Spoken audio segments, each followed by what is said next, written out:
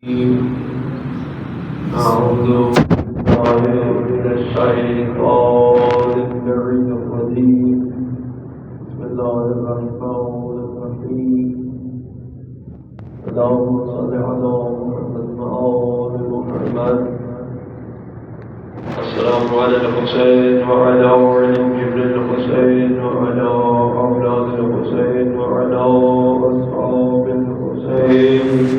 سلام.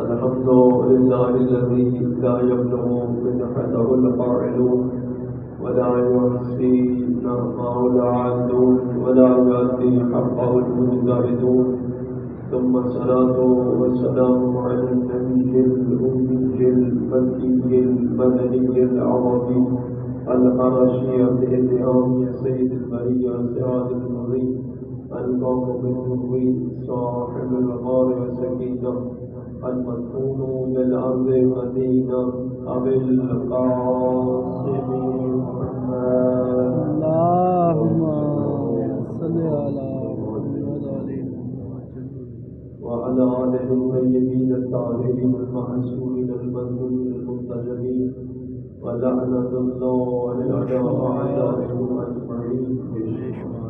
أما بعد، بسم الله الرحمن الرحيم. قال الله تبارك وتعالى في كتابه المجيد وفرقانه الحميد وأصدق الصادقين وقوله الحق. وأصبح فؤاد أم موسى فارغا صلوات. اللهم صل على محمد وجل فرجا. تو علماء نے اس کا ترجمہ کیا ہے سورہ قصص سے ایک آیت تلاوت شرف کرنے کا شرف حاصل کیا ہے. 20واں پارہ سورہ قصص. فرمایا وَأَصْبَحَ فُؤَادُ أُمِّ مُوسَىٰ فَارِغًا إِنْ كَادَتْ لَتُبْدِي بِهِ لَوْلَا أَن رَّبَطْنَا قَلْبَهَا لِتَكُونَ مِنَ الْمُؤْمِنِينَ. صلوات پڑھا. اللهم صل على محمد محمد. اللہ فرماتا ہے وَأَصْبَحَ فُؤَادُ أُمِّ مُوسَىٰ فَارِغًا، اور موسیٰ علیہ السلام کی ماں کا دل بے قرار ہو گیا.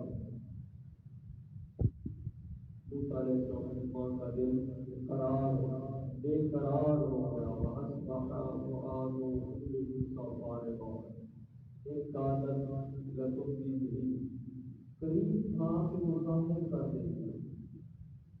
اگر ہم اس کے دل کو کام نہ لیتے، اس کے دل کو سہارا نہ دیتے تو قریب تھا وہ ظاہر کر دیتے. کیا ظاہر کر دیتے؟ کیا یقین کوشش جو ہم نے کہ وہ یقین اہل یقین میں سے ہو جائے. تو یہ بات بہت لمبی ہے مگر میرا ٹائم بہت تھوڑا ہے. 70,000 بچے فرعون کے قتل کروائے. پہلے موقع سے تھوڑا سا تعارف فرعون پر. یہ جو فرعون تھا بلخ سے آیا تھا. اس کی ابتدا بلخ سے ہے. بلخ کا رہنے والا اور اس کا جو مزید بعد میں بنا حامان اس کے پاس آیا. حامان کتب آسمانی جانتا تھا، پڑھا لکھا تھا. اسے پتا تھا کہ اس اوصاف کا بندہ میرے پاس آئے گا اور وہ کہے گا میں بولتا ہوں مجھے کھانا کھلاؤ. کھانا بھی کھلاؤ اور اپنے پاس رہائش بھی دو. میں تیزی کے ساتھ جو مطلب کی رہا ہوں تو آ گیا. ابھی فرعون ولید بن مستعفی بیان وہ آیا اور حامان نے کہا آپ کا نام؟ نے کہا میرا نام ولید. اچھا ٹھیک ہے، یہ بات میں نہیں پڑھ سکتے. وہی ہے ارادہ کیا ہے؟ آپ نے آگے جا کر کہاں یہ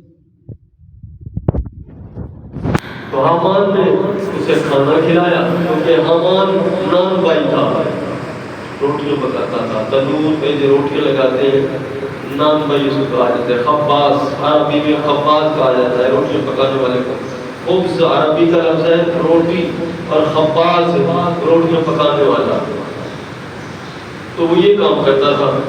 تو حامان نے فرعون کو ولید کو کھانا کھلایا اور اپنے گھر مہمان رکھا 3 دن تک۔ اس کے بعد پوچھا آپ کر کیا سکتے ہو؟ تو کہا کہ میں اور تو کچھ نہیں کر سکتا، زراعت کر سکتا ہوں، یہ مجھے آتا ہے۔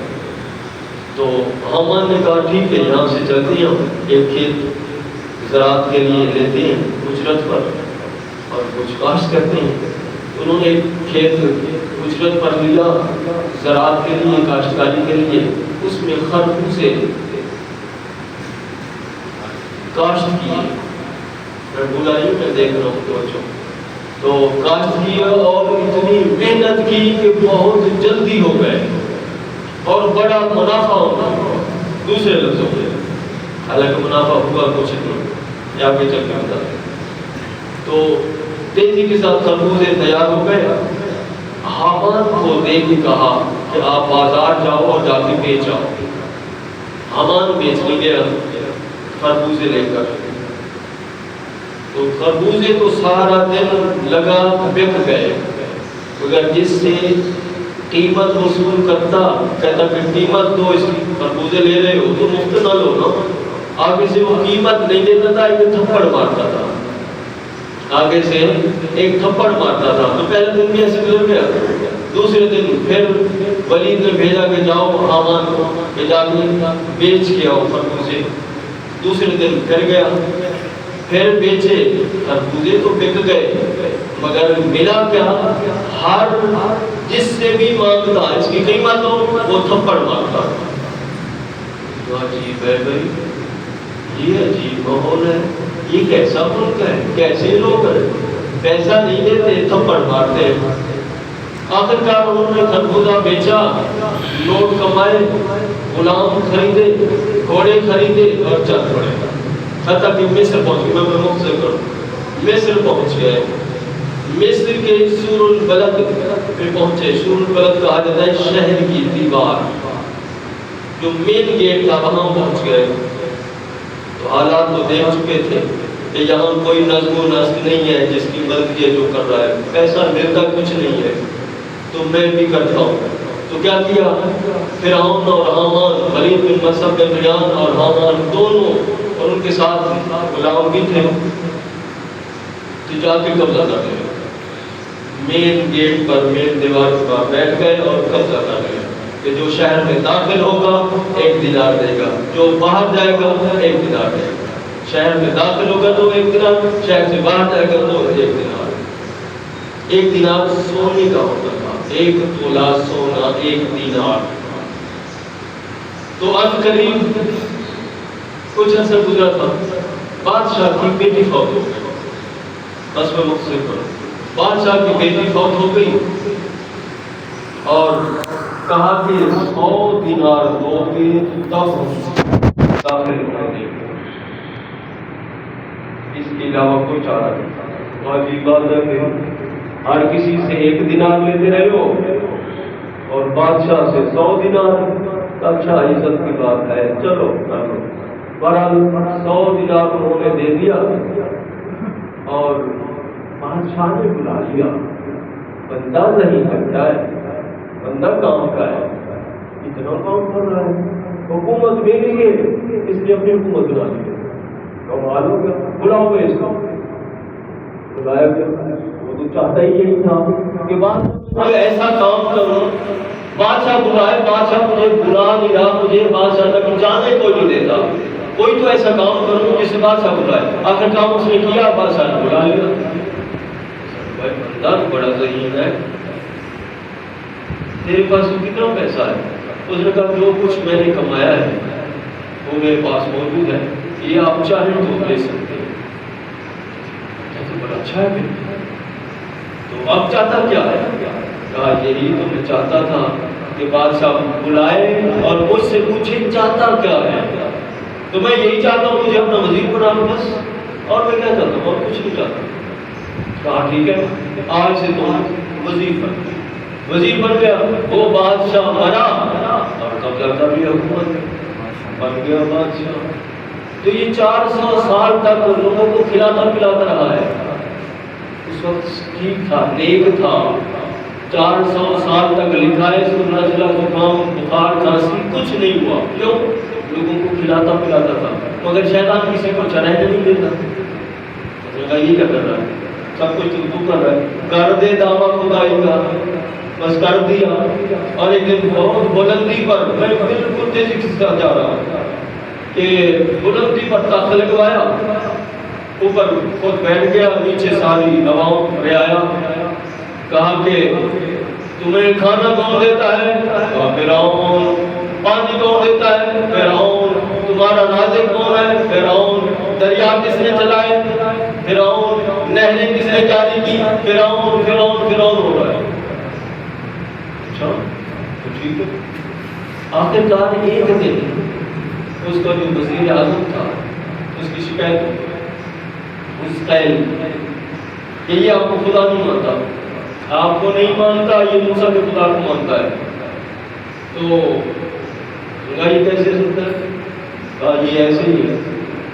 بلایا گیا، اسی طرح ممبر لگایا، اونچی جگہ پہ، عوام نیچے اوپر فرعون ہے۔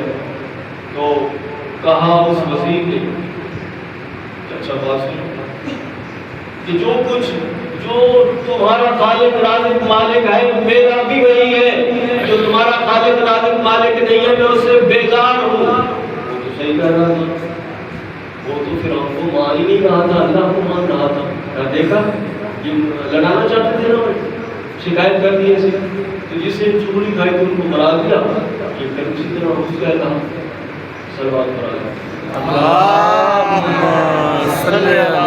محمد علی محمد موسیٰ علیہ السلام کی ماں کو کے دل کو سنبھالا، سہارا دیا، مضبوط کیا۔ یہ دیکھو دو اقسام ہے وہی کی، ایک نبی یا رسول آتا ہے، فرشتہ جو نبی یا رسول ہوتا ہے اس پاس وہی لے کر فرشتہ آتا ہے، اور دوسرا طریقہ یہ ہے کہ الہام، کسی کے دل میں یہ بات ڈال دینا، اس کو کہا جاتا ہے الہام۔ اور یہی فرمایا سورہ قصص میں، اوحینا الی ام موسیٰ ان ارضعیہ، اے موسیٰ علیہ السلام کی ماں، کہ ہم نے الہام کیا تجھے۔ وہی انبیاء کو ہوتی ہے، معصومین کی ماں کو یا انبیاء کی ماں کو الہام ہوتا ہے۔ تو الہام واقعی دودھ تو پلائے گی، سلمان سے ہم سے مر نہیں جاتا۔ یہ چھوٹا نبی ہے موسیٰ علیہ السلام، اس کے لیے اللہ فرما رہا ہے، سورہ قصص ہے، میں اپنی طرف سے کچھ نہیں کہہ رہا، آگے جا کر حرمنا علی المراضع، ہم نے دانیوں کا دودھ حرام کرا دیا موسیٰ علیہ السلام پر، اور پلایا بھی ماں نے۔ یہ بھی لوگ غلط کہتے ہیں کہ موسیٰ علیہ السلام فرعون کی محل میں پلے، نہیں، قطع غلط ہے، ماں نے پالا ہے۔ یہ مسئلہ خداوندی ہے کہ تنخواہ ادھر سے ملتی رہی، اللہ کی طرف سے۔ آسیہ ہے جناب موسیٰ پر خفیہ ایمان رکھتی ہے، ورنہ بے جوڑ اللہ رشتہ کون کرتا؟ وہ بنی اسرائیل سے وہ الگ، وہ قبطی، یہ بنی اسرائیل، مگر اللہ نے ایسا کیا نا، مسئلہ تو خداوندی ایسا۔ اور ایک دن بیٹھے بیٹھے کہا تھا کہ فرعون یہ ساحل سمندر پر ہمارے لیے محل بنا، کیوں؟ باعث یہ کہ ہم بیٹھ کے نظارہ کریں گے، دریا کا نظارہ کریں گے۔ نظارہ نہیں تھا، اصل تو مسئلہ اور تھا، مسئلہ سے خداوندی اور تھی کہ وہ صندوق آئے گا اور اس کو دیکھیں گے، بچہ نکالیں گے، اور یہ مسئلہ تھا، ورنہ کوئی اور مسئلہ نہیں تھا۔ تو یہ مسئلہ خداوندی تھی، اور بن گیا سال ایک لگا، بن گیا محل، اور بیٹھے دیکھنے لگے۔ تو فرعون بھی دیکھ رہا ہے، آسیہ بھی دیکھ رہی ہے، اور کنیزیں بھی دیکھ رہی ہیں۔ آگے کنیزوں نے بتایا کہ کوئی چیز آ رہی ہے، اور پھر انبیاء کے لیے مسئلے سے خداوندی دیکھیں، پانی الٹ جا رہا ہے، صندوق الٹ ہے، صندوق محل کی طرف آ رہا ہے، پانی اس کو لٹ سمجھ جا رہا ہے. تو کہا کہ وہ کوئی چیز ہے. تو آخر کار اسے روکنے کی کوشش کی. پھر انہوں نے کہا میں روکتا ہوں. کہا کیسے؟ کہا میں پکڑتا ہوں اس کو. تو فرعون نے آگے ہاتھ بڑھایا، صندوق پیچھے ہٹ گیا. پھر پیچھے ہٹا، صندوق آگے بڑھ گیا. فرعون نے ہاتھ بڑھایا، صندوق پیچھے ہٹ گیا. وہ پیچھے ہٹا، صندوق آگے بڑھ گیا. 3 دفعہ ایسے کیا. تو آخر کار جناب آسیہ نے کہا پیچھے ہٹ، میں دیکھتا ہوں. تو جناب آسیہ آگے بڑھی تو صندوق آگے آ گیا. اب کھولنے کی باری آئی. کہتا میں کھولتا ہوں. تو جناب آسیہ نے کہا یہ بھی کر کے دیکھ لے. تو بڑی کوشش کی فرعون نے، آخر کار نہ کھول سکا کیونکہ تالا لگا ہوا تھا. چابیاں اندر تھی صندوق کے اندر. اور 70 دن رہے ہیں موسیٰ علیہ السلام اس صندوق میں. 70 دن. جی 70 دن. ہاں جی. اور پھر بھی ان کی ماں اہل یقین میں سے نہیں ہے. دودھ پلایا بیٹے کو. بعد میں جب بلایا گیا، چونکہ ساتھ ساتھ دریا کے کنارے جا رہی تھی بہن کلثوم، صندوق دریا میں اور کنارے پر بہن، اور بعد میں بلا کے پھر دودھ بھی پلایا. فرمایا یہ اہل یقین میں سے نہیں ہے. اس کا مطلب ہے قرآن کسی اہل یقین کا ذکر کر رہا ہے. اور وہ اہل یقین کون ہے؟ یہاں پہ فاطمہ بنت اسد. یہ رزلٹ ہے یاد کر لیا. اہل یقین کون ہے؟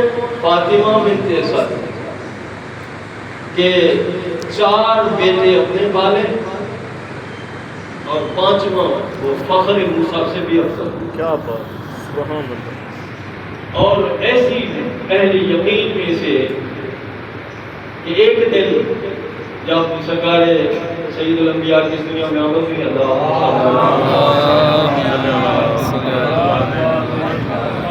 اس دنیا میں بظاہر آمد ہوئی تو دیکھ کے کہتی ہیں کیسا پیارا ہے یہ لال کہ آمنہ کو اللہ نے عطا کیا ہے. ابھی لوگوں کو شرم نہیں آتی کہ جو جناب ابو طالب کی ماں کے بارے میں بکواس کرتے ہیں. جناب ابو طالب نے فرمایا صبر کرو، 30 سال بعد اللہ تیری گودی میں ایسا ہی لال دے گا. اللہ تیری گود میں ایسا ہی لال دے گا. صلی اللہ علیہ وسلم.